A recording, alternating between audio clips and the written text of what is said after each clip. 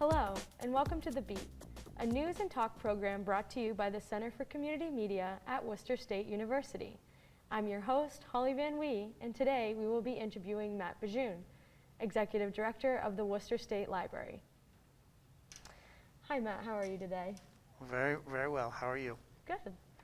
So first question is, can you briefly discuss your career path and how you came into your position as the Executive Director at the Worcester State Library? So I grew up in Worcester, and I actually went to elementary school right next door at May Street School. As an undergraduate student, I studied music at the University of Massachusetts.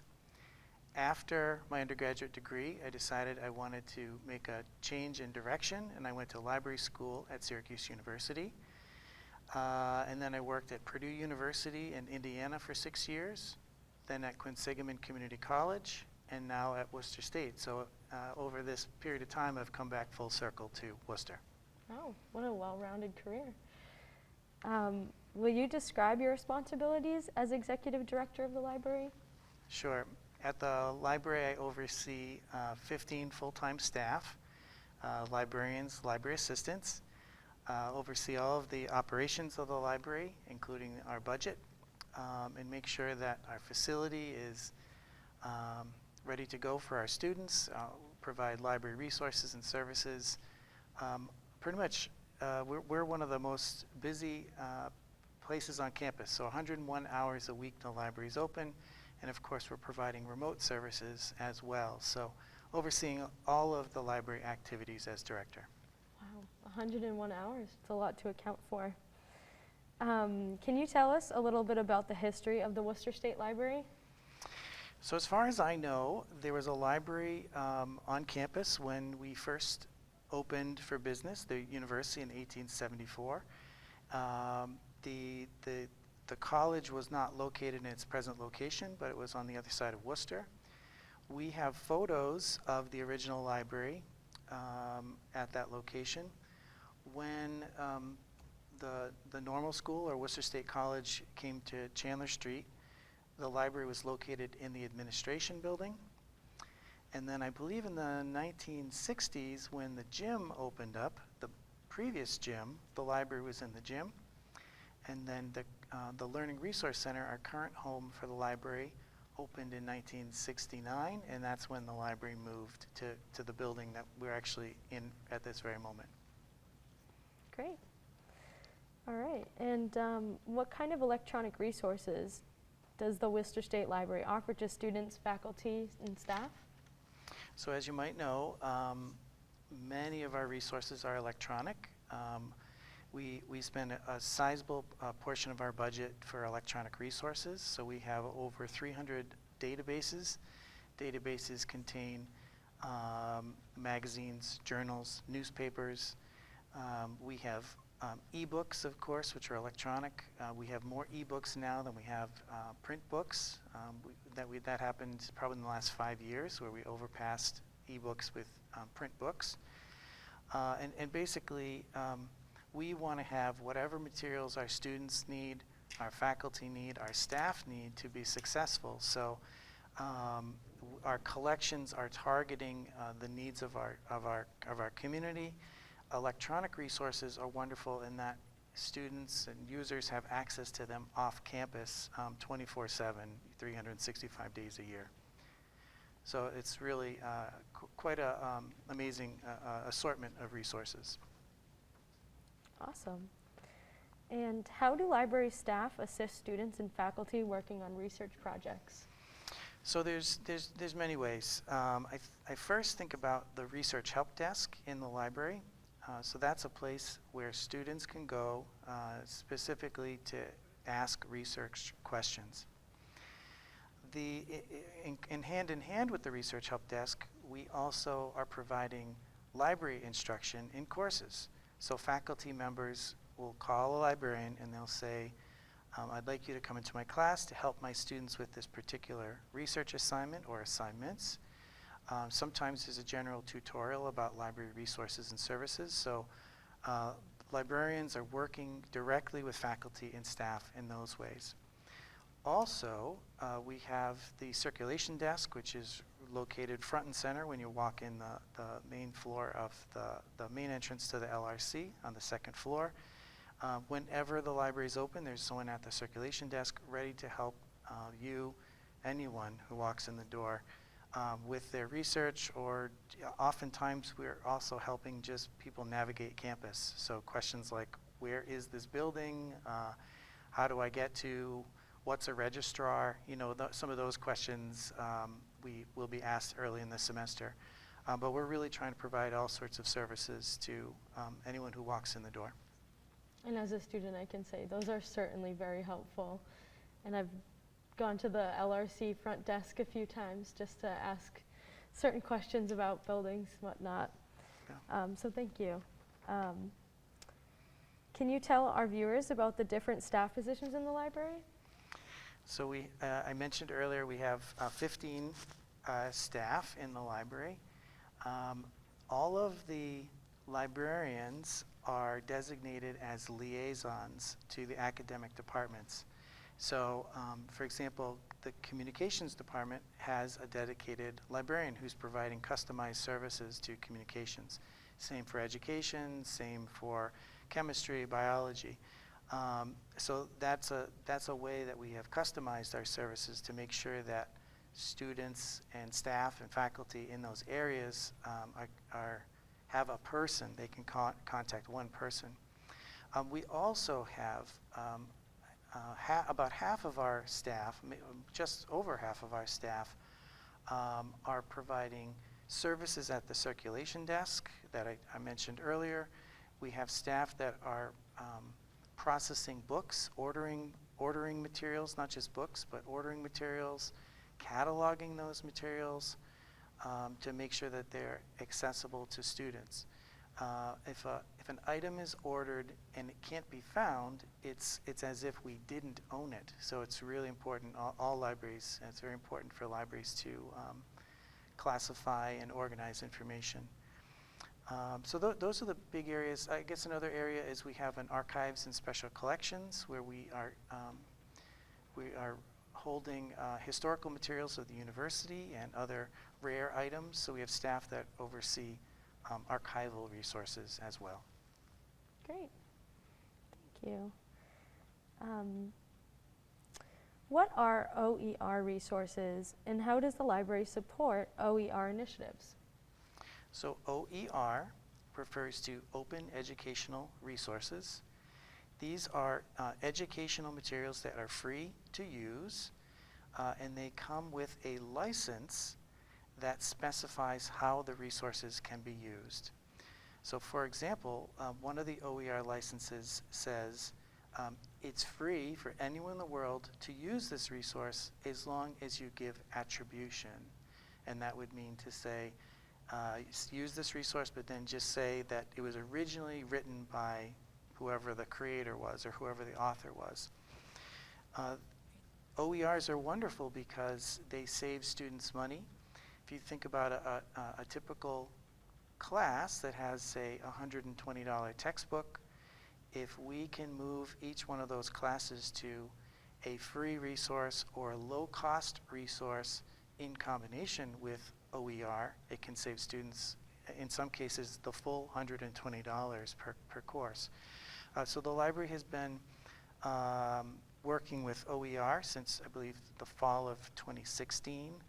We had a mini grant initiative where faculty could apply to get a stipend to convert a course from regular materials or regular textbooks to OERs. And at this point in time, we have saved students over $289,000 with the OER grant. The investment in the OER grant up to this point in time. So we're continuing to do great work with OER. A lot of the efforts right now are working on state initiatives with Massachusetts Public Higher Education. So it's really been both local and statewide initiatives, and we're very happy to be doing that work. That's fantastic, definitely. And can you tell us more about the Interlibrary Loan program and how students can take advantage of it? Sure. So Interlibrary Loan, as it may or may not say in the name, is our service where we get materials from other libraries. We borrow materials from other libraries, and they will we will loan materials to them, and they'll send us materials from them. It's an exchange.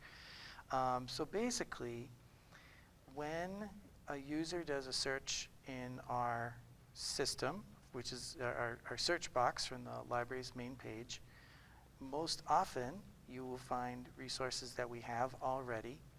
But if there's something that turns up that we don't have, there's a link to our Interlibrary Loan form where you can request an interlibrary loan, request an item. If it's a book, the physical book will be transported to the library. The user would get an email that says your book is in, come get it. If it's an article, it'll be shipped electronically, and that email notification would have the article in it. Articles often take 1 to 2 business days, so it's very quick. Books are slower because we're physically moving the item from one library to another. But it's a wonderful way for libraries to extend their collections, relying on other libraries' strengths and weaknesses. Being in Worcester, we have a wonderful network of schools with special collections that we might not have. So I think about WPI, of course, is going to have engineering resources that we don't have access to. UMass Medical, the Chan Medical School, is going to have some medical resources that we won't have. We have more medical resources. We have medical resources too, but they're going to have stuff that we don't have.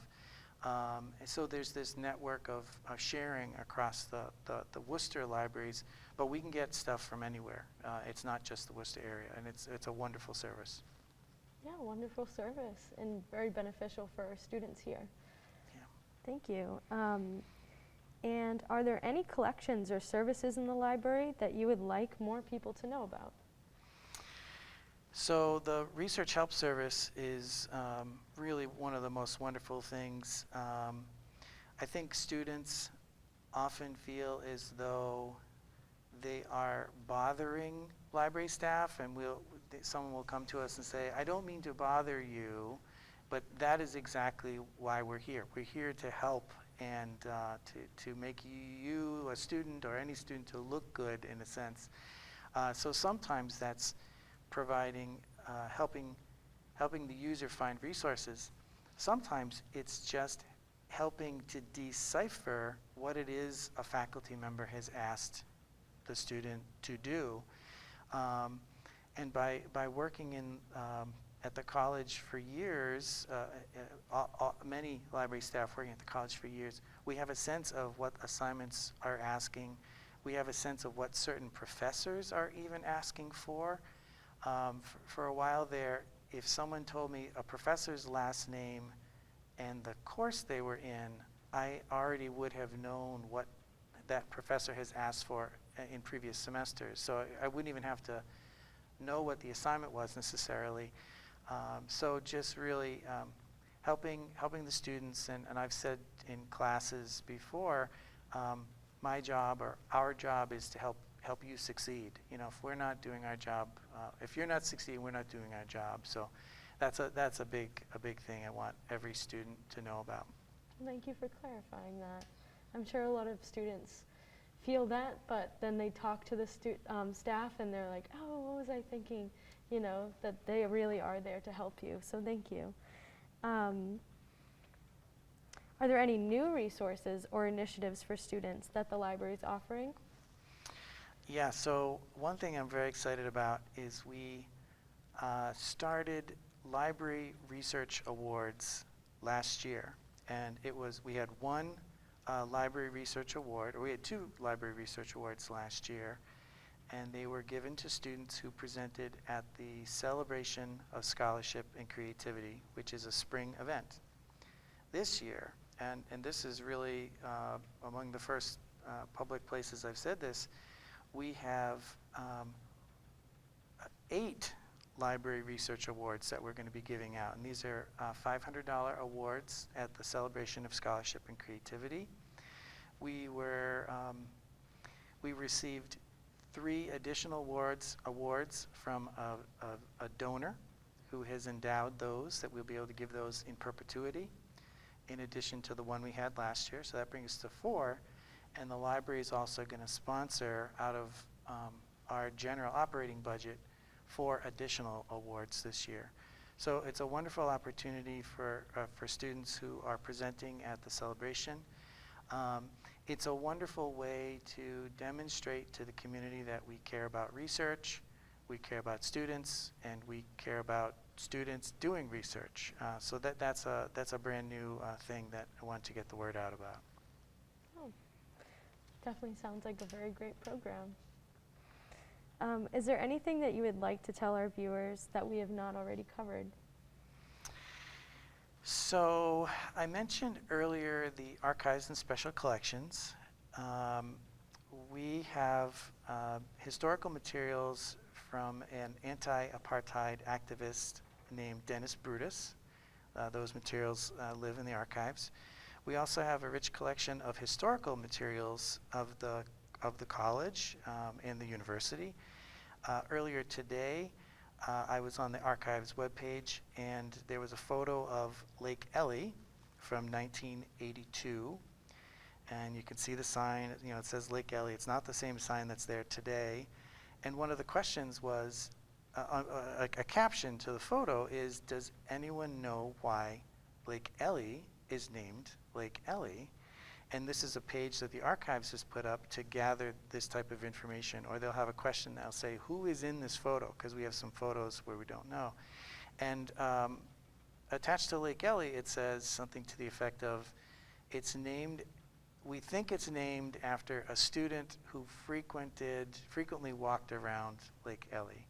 But it's almost, there's not enough information there to go by to even say that's it. But the archives is a way for the university to capture its history, to look back at its history, to better understand who we are as an institution. So that's another wonderful service I just wanted to make sure your viewers know about. Definitely sounds very interesting. And you're right, the archive department does have these articles that really make you wonder. Being a student at Worcester State, maybe even question how it was back in the day and understanding Lake Elie. Yeah. Well, thank you so much, Matt, for your time today. And thank you for watching this segment of The Beat. Please remember to like us on Facebook and follow us on Twitter and Instagram. We'll see you next time.